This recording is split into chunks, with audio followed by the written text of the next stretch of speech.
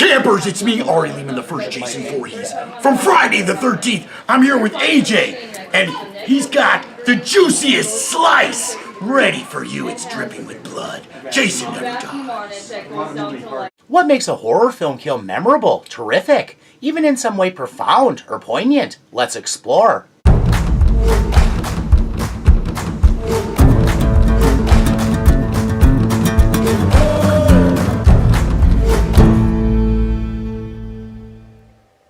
Thanks for checking this out. If anything about it trips your fancy, please like, subscribe, and share. Yes. Without further ado. Hey, Raymond. Hey, CJ. Dwight, this is Raymond Guy. It looks like you brought a new recruit. Pulling up in a brand new Datsun 280Z? One thing is certain, Ray is one cool hip cat. This group of like-minded individuals gathers at one of those incredible architectural wonders that, for reasons, was acquired for a steal. In this case, what many would consider a less than ideal locale. There were sulfur pits, and steam pools, Valley of the Devils, the legends called it. Creating the right conditions for psychiatrist CJ and his wife, Dr. Carolyn Arnold, to establish a very impressive rehabilitation center, because they're getting a lot of magnificence, and almost haunting magnificence, on the cheap. Seemingly a scuffed gem, only in need of a deep polishing. In gratitude for their teacher-student relationship, to aid in the rehabbing of the grand edifice, Ray even brought along his, well, I'll let him clarify. My friend and student, Miss Laurie Belvin. Hello. Better. How you doing? Oh, one of those guys, huh? Discretion the better part of valor. What goes on behind closed doors is nobody's business. Oh, I can't thank you enough. Please, Miss Belvin, not so familiar, you don't mind? Where should we go? Your place or mine? Back to the stunning house these people plan to spiff up. Not only does it include vast open spaces. This was the main dining room. Cozy. And the requisite spectral co-inhabitant such an imposing and storied place is often reputed to have, and here actually does. It was vacant for several years before the county took it over. But a grand stone paved circle driveway with a perfectly round patch of lawn.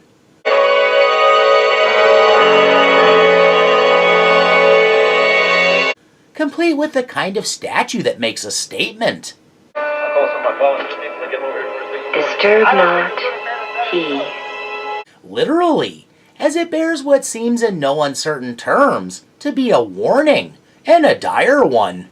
Who is here, held in chains. If you're getting the feeling securing this place for a killer deal, straight into too good to be true territory, go with the instinct.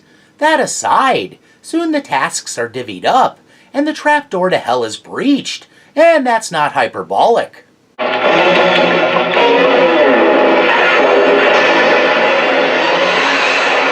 The place was built over sulfur pits, so right off the bat you know it's a little closer to the inferno than your typical abode. Well, outside Amityville.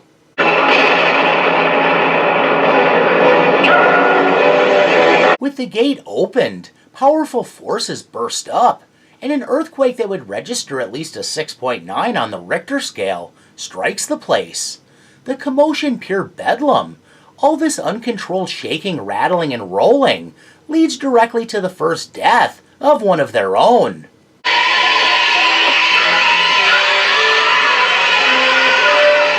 Emphasis on first, because there are powers seemingly intent on calling their numbers.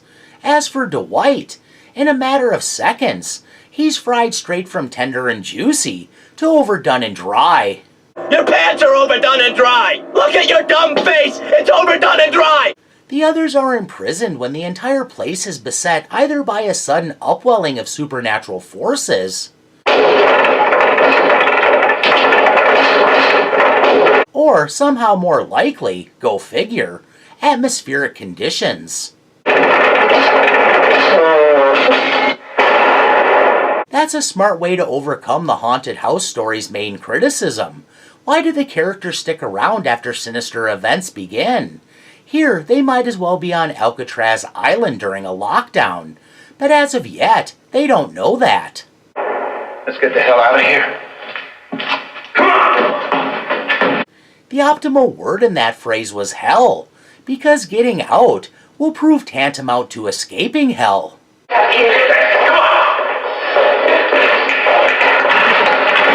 No matter how many bodies they throw at the problem.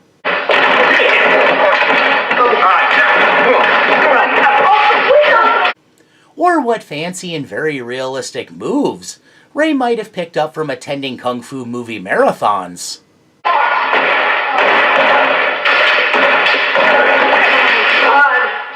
Their vain attempt at escape may be verging on too enthusiastic.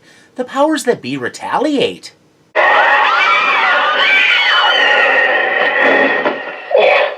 With an ostentatious and bedeviling display like that showcasing unequivocally whatever's going on can not only prevent escape, but fling them around like rag dolls, Lori loses it hard and defaults to meltdown mode. Fear binding her better senses, cooler heads prevail. When to unknot her bondage, Ray is forced to resort to the rough stuff. Shut up! Look at me! It's all right!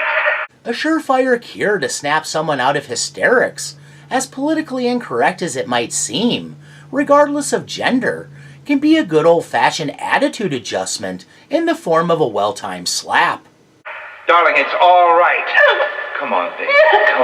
Come on. Under normal circumstances, this sort of behavior, a bit beyond the normal slap and tickle in a healthy relationship, would be abhorrent, abuse followed by love bombing. But here, she needs her wits about her, and would probably return the favor. Suppose that over the years, this house could soak up some of the natural power around it. Ray, the sting still in his palm, needs to find answers, even ones firmly on the side of speculative. I mean, the atmospheric conditions, like some of the ones that exist outside today. Certainly something akin to that, but who can put a finger on it? It's all so weighty and strange. Carolyn knows better. She has a good idea of at least the dimensions of their dilemma. Drawing insight from the supernatural events she has experienced since arriving at this house, she takes a shot at explaining. There must have been some great conflict in this house. Between what? Ray poses the most relevant question.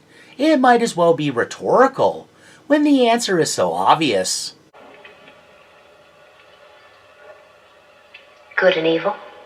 An intellectual, a free spirit, and a relatively reasonable man, Ray seems a little incredulous, because outright belief at this juncture would be too much of a gobsmacking. You mean between God and the devil? Bringing more than shoves and bad vibes, whatever the power having its way with them, it soon displays a pervy sensibility, targeting Felicia when she's alone, and while she screams in terror, unburdens her of much of her attire.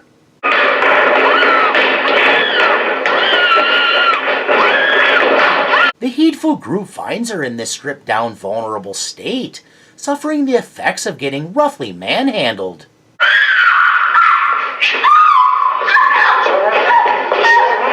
This leads to a discussion about how this place bears a diabolical malevolence. But oh, it's not the house itself. It's something in the house. What do you think about that, Ray? Well, that's unfortunate. Because we're in here with her. If anything, a bit of an understatement. An attempt to scale the wall of the imposing structure from a turret leads to fireworks, and Peter learning what it's like to be one of those martyrs burned at the stake. I've heard of hanging by a thread, but this is nuts. If this isn't a clear sign escape attempts are akin to playing with fire.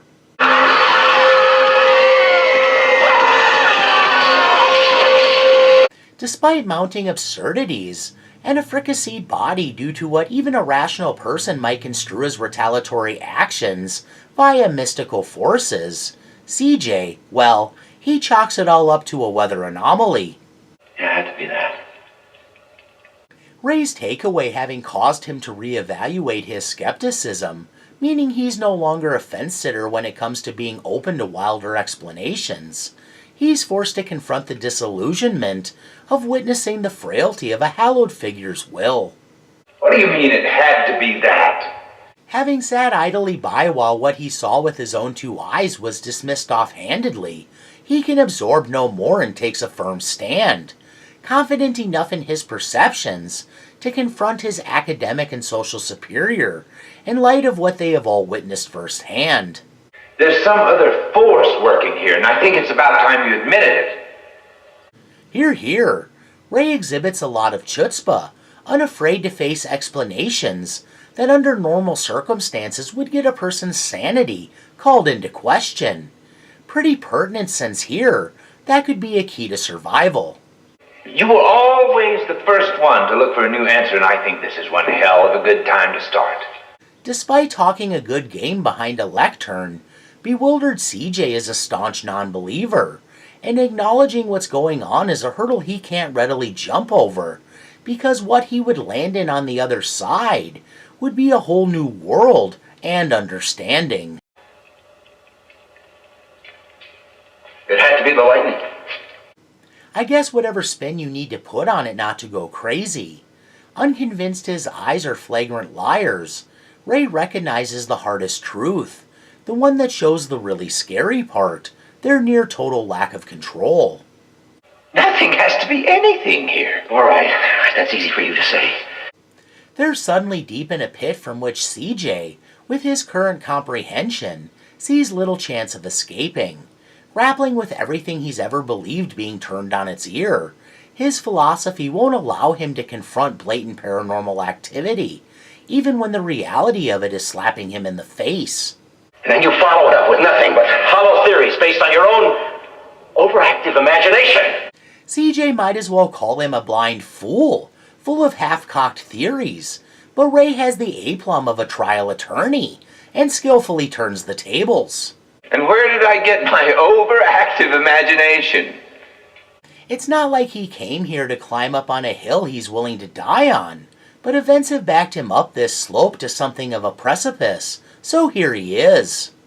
I sat on my dead ass in your psych class for 5 years. You rammed it down my throat every day. Like a gut punch, Ray realizes that a lot of his idealism has been based on intellectual claptrap.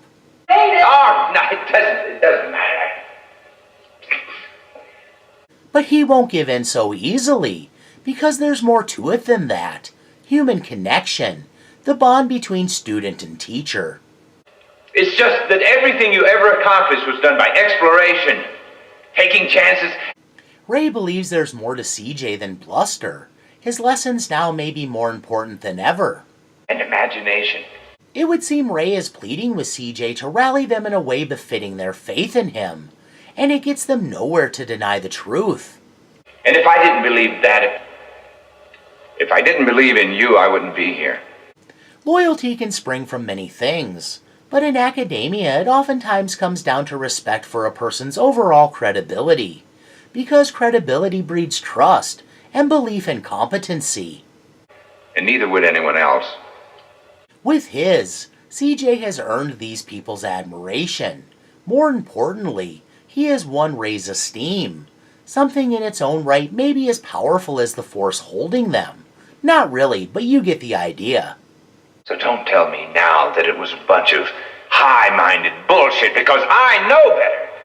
Throwing down the gauntlet, I know better. he ends his impassioned speech, diatribe, or polemic, whatever you want to call it, on a riveting note. And so do you. For personal reasons thus far trapped in an obtuse and tone-deaf state, this eye-opener changes CJ's tune, since he's wise enough to know when his argument has been buried, and by the very idealism that once empowered his heart and mind, and maybe even his soul. I guess imagination will have to work for us here. I agree. Ray seems desperate for them to reach this consensus. With that settled, there are other matters to which they can attend. Well, what do you know? The generator's still working. With eerie and sinister happenings acting as strong motivators, as counterintuitive as it seems, they undertake another escape attempt.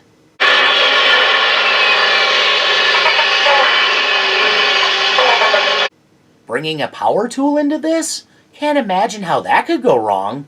Take a look at that. Whatever is happening, it has the power to bend reality and make basic physics moot. Teeth are almost smooth. Yeah, ground them right off.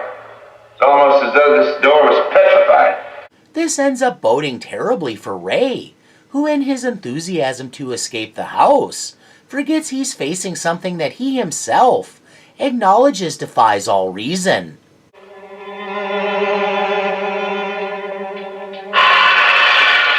Lulled, transfixed, or in some other way mesmerized, this lapse will be a costly, painful, and bloody mistake.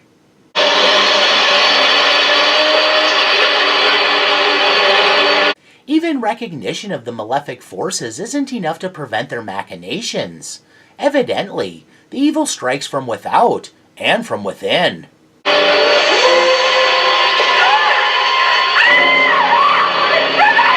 Killer view. Witnessing such a grievous wound happening would be traumatizing to the max.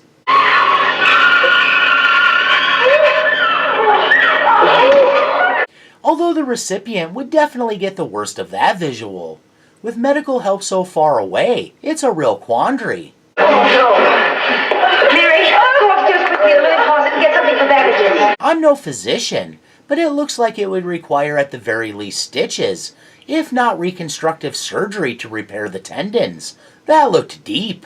How can I help? Give me a stick. I don't think so with anything.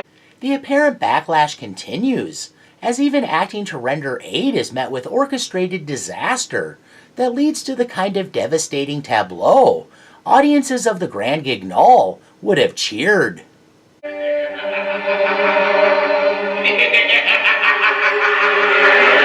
Yup, just uproarious. At least the pernicious entity taking great pleasure in their calamity sure thinks so. With maniacal laughter ringing perhaps all the way up from the doldrums of hell, Carolyn takes in the horrific sight, and her mind short-circuits from the overload.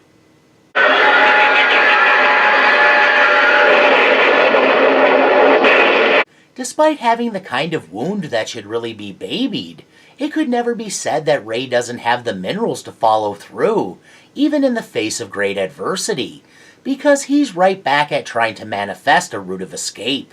Theoretically, it should take out the whole wall. Even if it doesn't, this entire place will light up like a Christmas tree.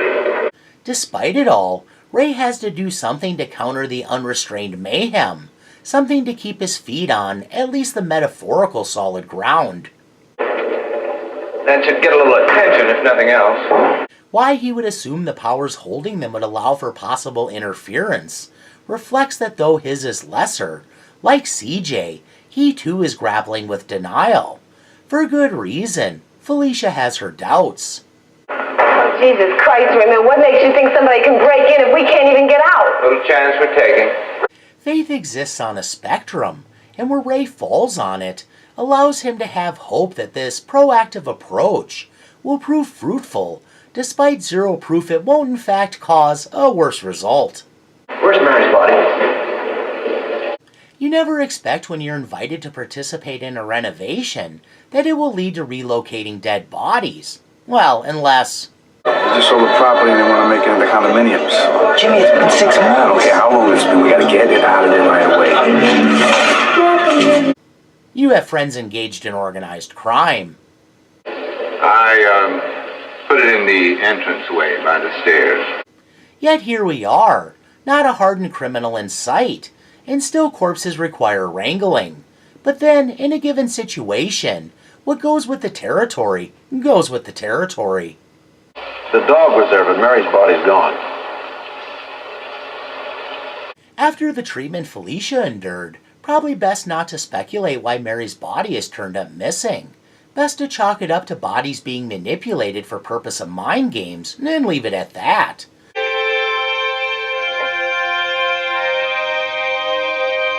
Anyhow, Carolyn wakes from a little siesta to a ghost guiding her to an ornate cross, unearthed when the seal was broken, and signaling she had better go see what's up in the other room.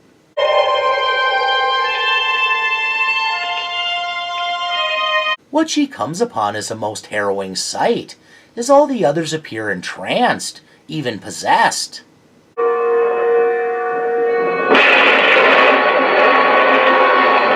Like being caught in a surreal nightmare in which there is no escape. Hey, what was that you were saying the other day about half-cocked theories, I think? What did you tell you?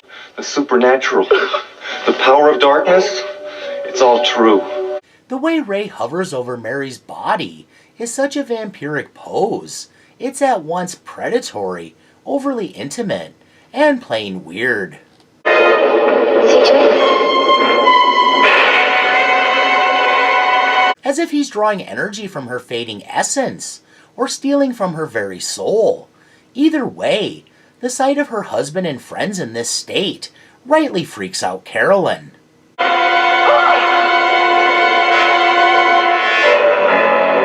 Especially when they direct their seemingly demonic attention toward her, perhaps because she is psychically open and wiser for it, even terrified when faced with otherworldly danger. Her instincts are dead right.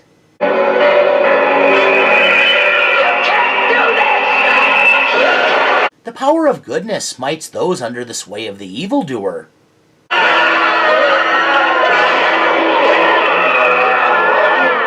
And Carolyn is able to facilitate CJ's return to his senses, breaking the hold trying to take over his very soul.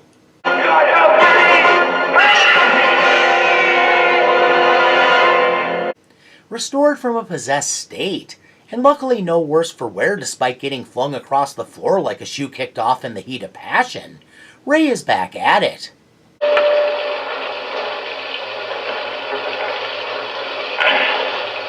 Putting his plan into action, his own denial at play, a strong unwillingness to concede that they could very well be powerless despite their best efforts.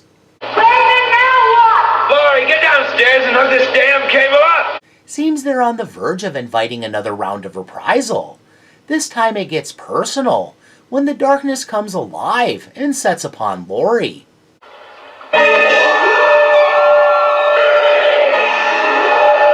When Ray descends the stairs and discovers the paranormal activity ramped up to the point forces are dragging off his lady,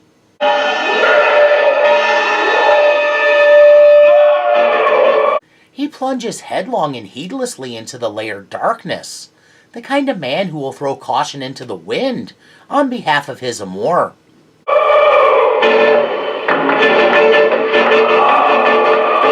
Only to almost immediately receive the steel toe of the metaphorical boot and get punted right out of there.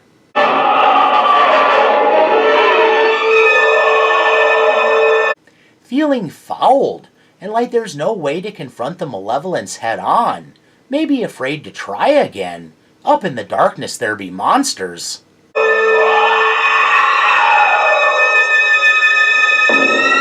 All Ray can do is find the resolve to drag himself to his feet. And resume his plan of attack, returning to where Felicia waits upstairs. I hope you know what you're doing. This thing looks like it could fry us all. This is that moment when it seems like a plan is coming together, only for a minor happenstance.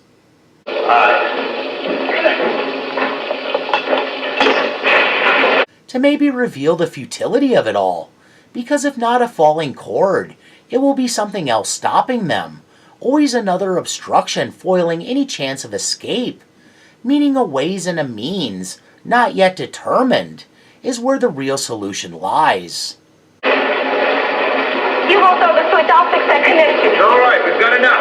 No! Victim of supernatural assault, Felicia is too committed to let anything she can fix go awry. I'll hook it up! I want out of here! All right, hurry up, though. The storm's at its height right now. Maybe suspecting certain truths, Ray hesitates for a beat. The blowback from this could be enormous, but sometimes it takes colossal risk to make the right impact. Fortune favors the bold and all that. Ray thinks he's clever and can challenge the powers holding them in thrall. At the very least send out an emergency flare of sorts. But the evil has a few tricks too.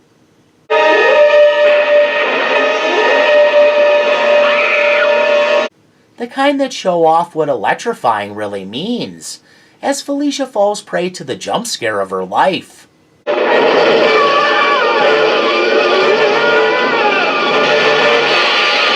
Returning to the site of another of his companions caught in the clutches of death.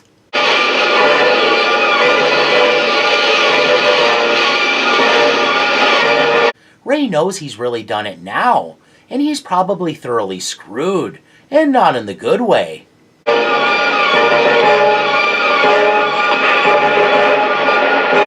When you're being taunted with the deaths of others, you know the tormentor means business, or is just a sadist having a good laugh.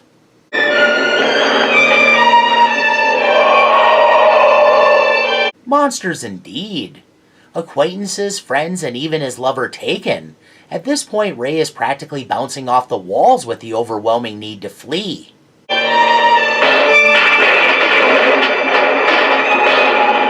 So when a possible egress opens up, it doesn't take much contemplation. What's that expression about the devil and deception? That he's the father of lies?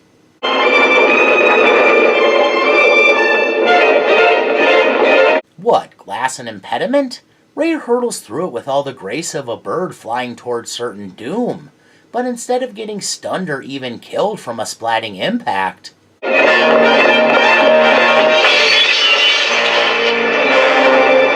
emerges on the other side, seemingly as free as, well, a bird.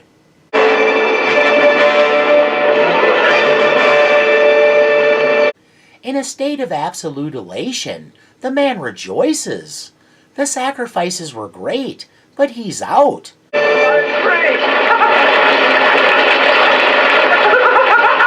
Ray should be fleeing the place, rather than exulting in the splendor of his presumed freedom.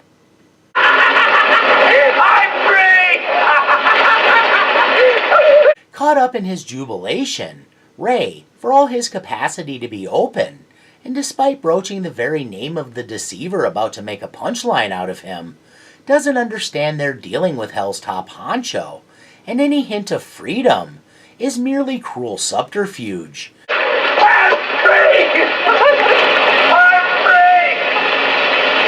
To make a fool of a man who thinks he has free will, but is in fact, in his own way, a puppet to his fragile human psychology.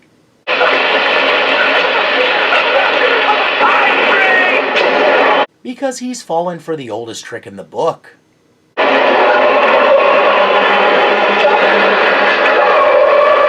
Quite the sticky wicket, suddenly solid firmament morphs into the consistency of quicksand.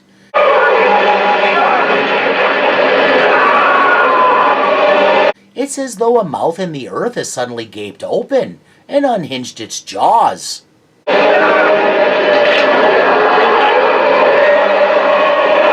The ground is purposely and actively gulping him down, like a snake swallowing an insignificant rodent.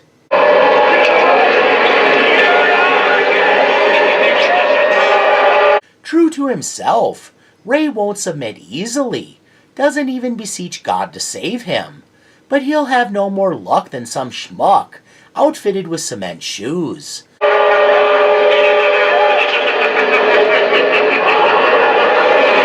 A relic imp atop a sign forewarning of all this looks on rather condescendingly for something chiseled out of stone by the hands of man.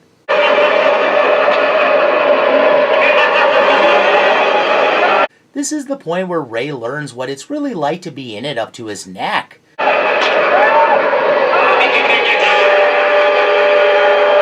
If he had ever in his life stated that he wished the ground would open up and swallow him whole, no matter how ironically, he's certainly regretting it now.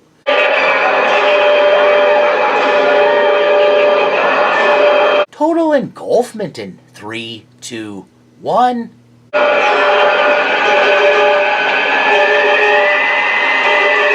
Swallowed up whole. Talk about a straight shot to the netherworld.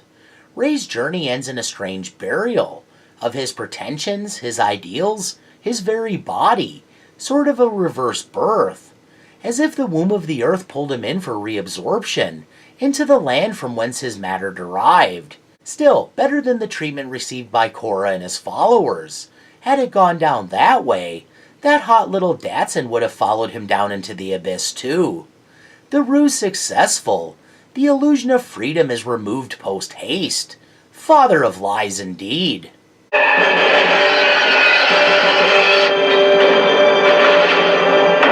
Survival tip. If caught in actual quicksand, you can stay alive by slowly withdrawing your stuck limbs and laying flat over the watery surface, allowing you to float and paddle out of the sloppy, soupy muck. You're crazy. You know that.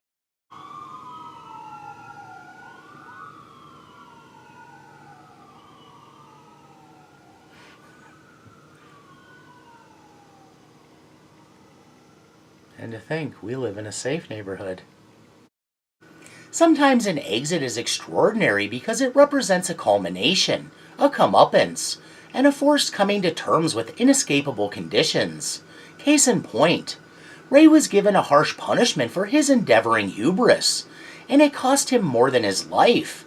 It stripped him of all his privilege, unspooling a whole education and modus operandi in life. So there's that.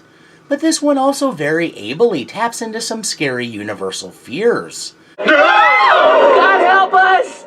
Rare but not unheard of, people can find themselves spontaneously free-falling when a sinkhole opens up beneath their feet, or with one woodland misstep, wind up trapped in quicksand. And in the United States alone, 4,500 drowned every year. I'd hate to ask. You're a smart boy. Unfair, mostly unwarranted, and decidedly undeserved, but no less real, all-encompassing, or equivalent to getting sucked down a drain or a whirlpool to a ruthlessly cruel fate. I once told you about a sailor who described drowning to me. Ray had a lot of time to contemplate as he sloshed around. As he said, it was like going home. I was lying. Before his head was overtaken by the charged water. He said it was agony. The devil is in the details, and besides being a singularly terrifying way to die, unraveling the details of Ray's treacherously suffocating exit reveals how twisted the evil really is. Because Ray might have been a bit of a thorn in the side, but he didn't merit being made into a mockery, not for his persistent nature, nor his unwavering desire to live. Or did he actually? It depends on how much predestination is at work, as opposed to free agency. Proactive to the end, he was sort of instrumental in a lot of folks ending up dead. What? No! One thing's certain, even if his actions seriously tested limits, Ray wasn't the catalyst.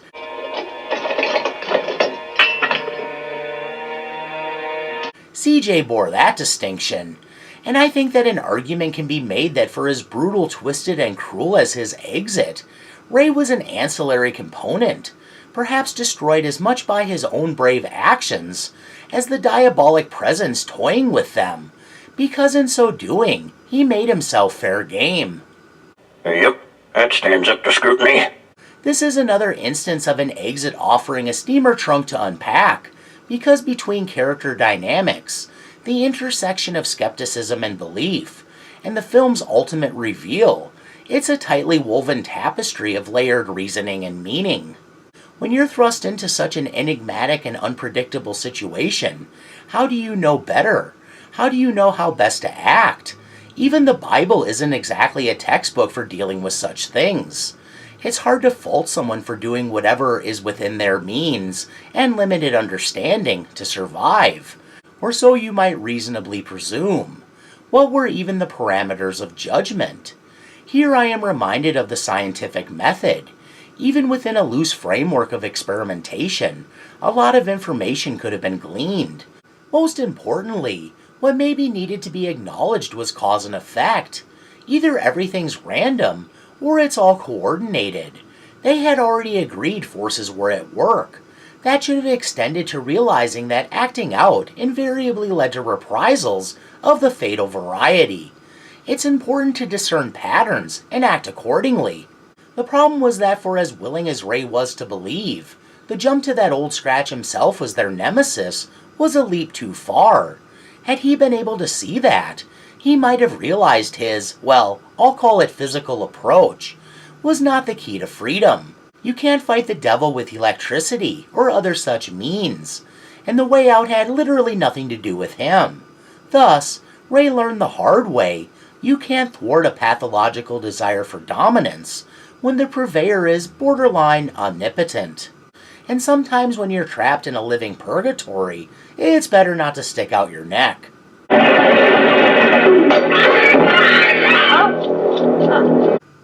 This whole escapade revolved around the ghost of the deceased homeowner.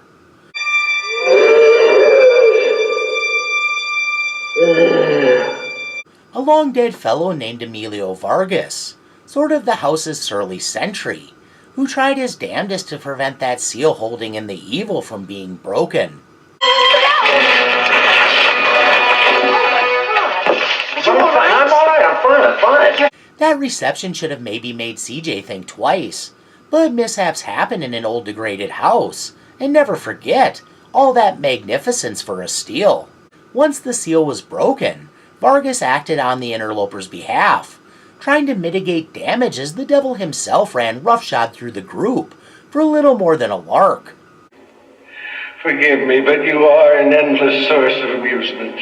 Some delectable hors d'oeuvres before the main course of do-gooder CJ, who through his refusal to accept circumstances, amused the devil mightily en route to the confrontation that would define his life. CJ acted as little more than a distraction for Caroline to save the day by applying vampire rules to Satan. And only then were they able to once again re-establish the seal.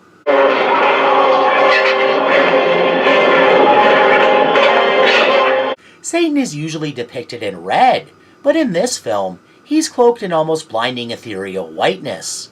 This would suggest a certain level of neutrality to evil, that it's we who define evil, not some outside force. Don't question me. I have little enough patience. Not a time to be spiritually destitute, Ray had the right balance of openness and objectivity, and maybe enough faith, to not outright reject the reality. The problem was he sought a key to unlock their cage without pursuing the matter to its logical conclusion, and determining the real reason for their captivity. It was all very basic. Close and lock the gate to hell. Short of that, they were already drowned rats. Instead, he exhausted all patience, and with it his chance to survive. It's not like he wasn't specifically cautioned with that whole self-mutilation bit. Once he was put in a spellbound state so he could be diabolically compelled to inflict a grievous wound on himself, Ray maybe should have reflected and concluded this was not the sort of tit-for-tat back and forth that would benefit the mortals with flesh to rend and blood to spill. Whatever you say. It's good cat. It seems like he failed to realize that whole incident was a brush with death. Don't get it twisted. It didn't have to be his hand that was sawed. It could have been his throat. Being forced to gore himself at all was an on-the-nose warning he roundly ignored. Caveat be damned, he was undaunted, no less steadfast and tenacious in his determination. This was a stark contrast from CJ, who is confined in more ways than one. Both men were cavalier in their way, and maybe represented different life stages. CJ, the older professor, jaded, no longer clinging to youthful idealism and optimism, and Ray, the youthful upshot still holding fast to belief in his best intentions, silver linings, and out there, outside the box thinking. On some level, Ray had pedestalized CJ, and in his pursuit of gaining a similar position as a cultured man worth respecting, had sought to emulate him. That came from admiring the man. It was clear he had picked up a lot from his instructor and mentor, and had grown into that cool professor that opened the scope of young minds, all while making the hearts of dewy-eyed co-eds flutter. Compassion, understanding can open up a mind, or if misused, can destroy it, just as surely as that laser disintegrated its target. Had Ray known his role model's true measure, would he have been such a willing sycophant? This might be a lesson about being careful whom you follow. In a crunch, they might not bear the convictions they espouse. He had no idea that the man he looked to for guidance was the pull-the-ripcord type the second his stringent beliefs were challenged with blunt evidence. Name a natural phenomenon that creates force fields with that much bounce. At least intellectually, when the chips were down, CJ shut down for far too long, unwilling to accept logical conclusions if they led to the inconceivable and the unbelievable. I never believed any of it. I made cocktail party jokes about it. Ultimately showing how in some capacity or other all of existence is a battle of egos, Ray's made it so he couldn't concede to the notion there was literally no action he could take to bring about the result he wanted. CJ, with an ego that had been tempered and maybe bruised a little from the pitfalls of life, was more hesitant to act, less bold, and had a more measured approach, which ultimately proved right, since there was a specific course of action to close the gate to hell. This is one in which no one in the group had to die. Well, beyond poor Dwight.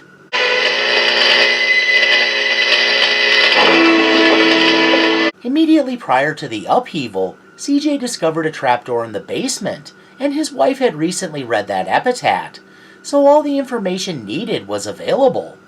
Are they, visions? I don't know what they are. They're flashes of something.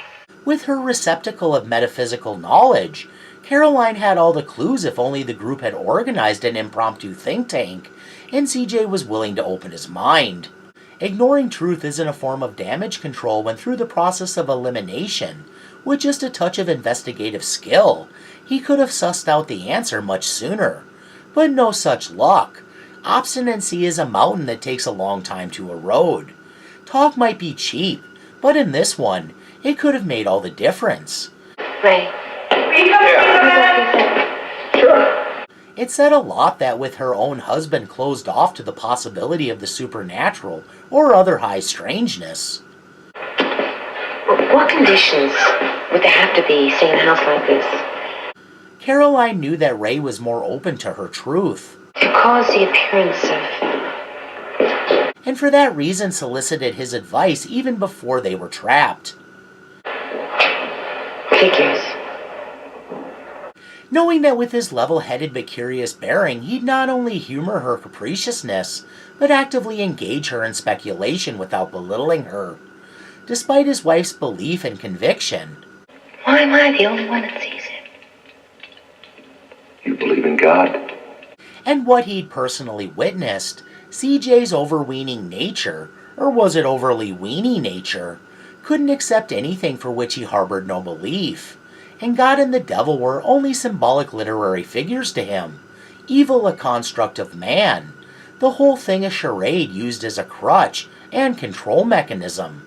Which meant he had to cling to rational explanations, no matter how preposterous, or how much the paranormal activity... The door's freaking moving by itself. Oh my God. Whoa, what the hell is that doing here? Oh, wait. I must have said paranormal activity 3 times. And much like Candyman, if you say that term 3 times in a video, a clip will appear. Look, 2 more times. Paranormal activity, paranormal activity.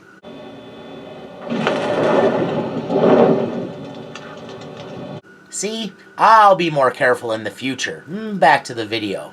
The buffoonery is endless. Where was I? Oh yes, CJ's inability to believe versus Ray's openness. Even when he was given no choice other than to believe after that pesky possession.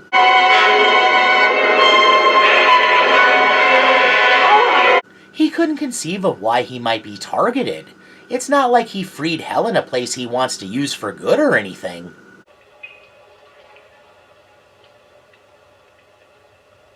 Besides being the breaker of the seal, CJ was also a springboard for betterment, something particularly frowned upon by Satan, made worse because it's not like he's a believer, and therefore spreading his own brand of intolerance and judgment to counter any positive messaging. Well, we both know that weak opinions serve no purpose, don't we? A man of such personal conviction, he wouldn't feign fealty even to achieve his goals. I regard most organized churches as organized hypocrisy. Meanwhile, Ray was seeking a classic workaround, because no one else was willing to be the torchbearer. It was clear that he felt CJ's deep denial was disgraceful and off-putting, a huge hindrance to their survival, an entirely correct assessment, since CJ himself was the key. I can take a hint. Even if his underlying deference wouldn't allow him to go so far in labeling the disgust he felt that way, it was a serious blow to how he felt about CJ, because it undercut everything he had grown to believe. Most of all, that putting his faith in CJ was sound decision-making. Like Ray pointed out, he was a sponge that absorbed whatever knowledge CJ poured into him. It shaped his perceptions and entire conception of life. It's the best possible practical demonstration of what CJ's doing in his field. Only to feel like he got the rug pulled out when he saw behind the curtain, as it were. The wind came up and This makes an interesting point about liberal colleges, or maybe more the perception of liberal colleges, that they teach tripe that even the ones teaching it don't truly believe. But that's a particularly narrow view. There is a lot of room for philosophy in such a nuanced, dichotomous world. The problem was CJ had the hardest time of all reconciling when he came to the intersection of objective reality and the outright fantastical, and that wasn't an institutional failing, it was a personal one. He did some serious mental gymnastics to reject the truth of the spectral being, setting people ablaze before his very eyes, simply because it's far easier to be stubborn than admit to being wrong. Blasphemer! In his capacity as a professor and role model, did he owe Ray more? There's a lot of value in attacking a subject from all sides, even the ones that seem purely speculative. Both being men with emotional intelligence and good heads on their shoulders besides, they would probably agree that nothing was owed. But on a human level, they needed to have each other's backs in every way, and CJ didn't step up fully until too late for a lot of people who looked up to him. The thing is, at some point, Ray took the lead in matters of their counter-defense, getting group members killed willy-nilly as they endeavored pointlessly to outmaneuver the devil in a game without knowable rules. what about Raymond and Felicia and the others? They had it coming. At some point, with people getting picked off left and right, it should have maybe dawned on Ray that he was no less a pawn than a game piece confined to a square on a chessboard, but that might have required insight from a respected authority. But then, maybe Ray acted in the exact capacity he was supposed to. God works in mysterious ways, and though it can only be speculated how much God might have had a hand in the proceedings, it can be presumed he at least had some involvement. Whether or not a viewer is a believer in real life is immaterial. In the world of this film, religion, primarily the conception of Christianity, is very much real, and that allows for two interpretations. If we're talking New Testament God, this was all a test for CJ, to bring the consummate non-believer into the fold after eating some crow, and having to concede to a higher power for sake of saving his very soul. If we're talking Old Testament God, this could have all just been a day at the Colosseum, some good old-fashioned blood and guts for sake of entertainment, and CJ and Carolyn were lucky to get out with their heads attached. With its religious overtones, this film lends to a religious discussion. Maybe this is the time for a deep, definitive dive into my personal religious beliefs, and break down the problems I see with organized religion. And I wonder what Angela from Sleepaway Camp thinks about me doing that.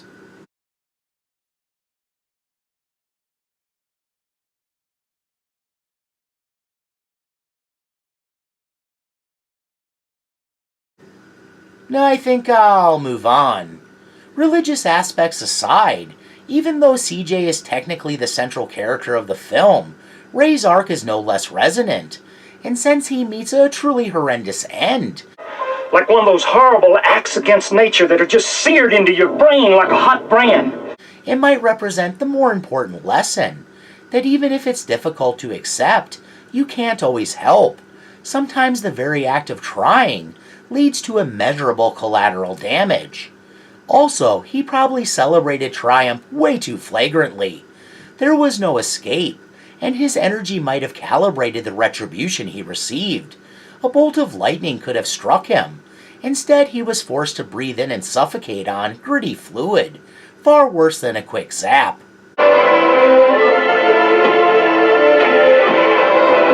By story's end, CJ and Carolyn walk away, the evil safely contained. Everyone else sacrificed along the way, some recoverable, some not so much. If that pitch of land were excavated, would they find Ray's bones, tatters of his wardrobe, perhaps his entire entombed and mummified corpse? Or was he absorbed, digested by the very soil that sucked him down? Or was his flesh burned away as his soul descended to hell? It's interesting to speculate. Funny to consider what might be unearthed during a future renovation, but that's neither here nor there. Neville, you filthy little scum. Ray was an educated, cerebral man, loyal, devoted, genuine, and a free thinker with a bit of a youthful chip on his shoulder, who was ultimately interred due to a debt of gratitude placing him in an untenable situation. It's safe to say, it's very possible academia lost an innovator. Not to mention, he had great taste in cars. The cosmic justice scale was maybe a little off on this one, if not downright malicious. Many conflate action to progress, but that isn't always the case. Ray's arc might also be a lesson about not being too brash in the face of an unmet adversary. When you fly by the seat of your pants without a parachute, disaster often ensues. It wasn't so much that he lost the plot, he never found it. Although nowhere near as complicated, means of escape was sort of like defusing a bomb, all about cutting the right wire, severing the correct conduit. What happens if you try something else? Kablooey. Paranormal activity, paranormal activity, paranormal activity.